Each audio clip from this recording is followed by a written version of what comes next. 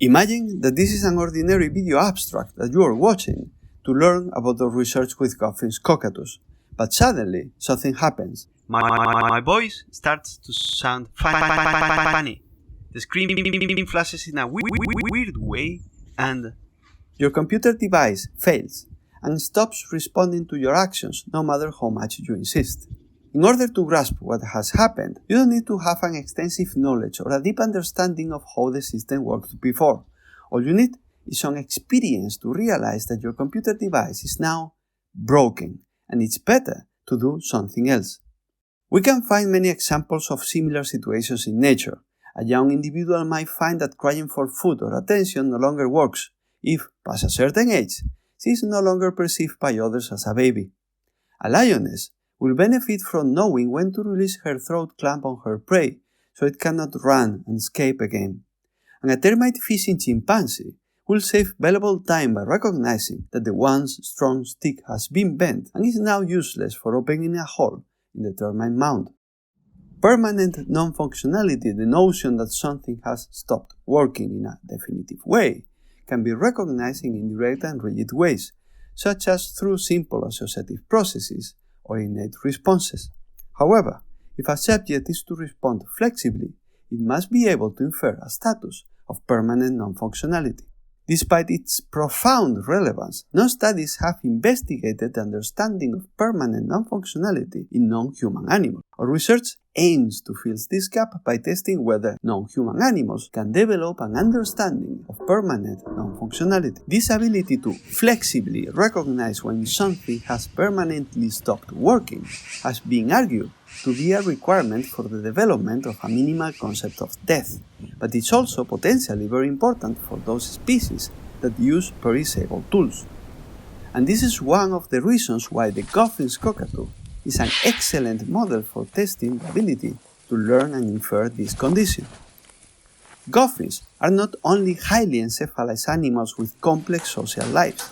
The Goffin lab have shown that they are capable of solving complex physical problems using tools. Goffins are able to make, save and transport multiple tools for future use, and interestingly, they discard tools when they become non-functional in a context-dependent way, even if that means discarding them before they are even used. In this landmark study on the understanding of permanent non-functionality in non-human animals, our experimental design aimed to facilitate robust data collection while ensuring that the task did not require the use of tools, thus allowing the extension of this paradigm to a wider range of species in future studies. We trained 15 Goffins to interact with a touchscreen interface.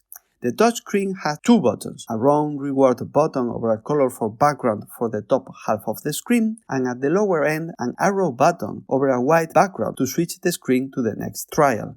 Each individual was exposed to 100 different colored backgrounds in pairs and over 50 different sessions.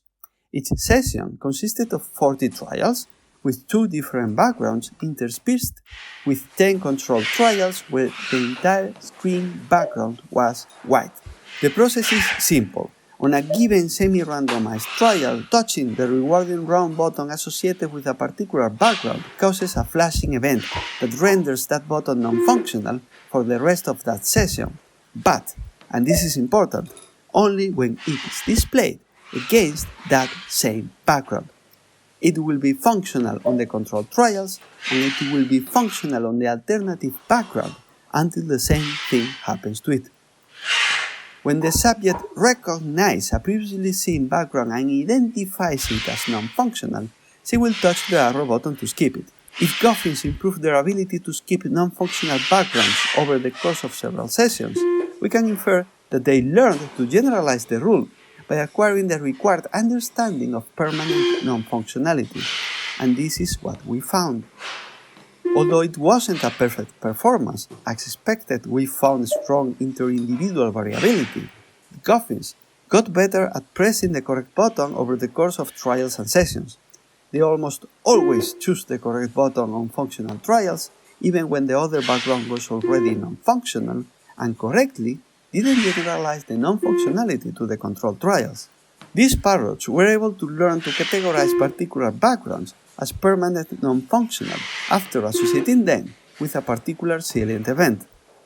Given their performance on controlled trials and their improvement across trials and sessions on tested trials, our results suggest that Goffin's cockatoos are capable of developing an understanding of permanent non-functionality.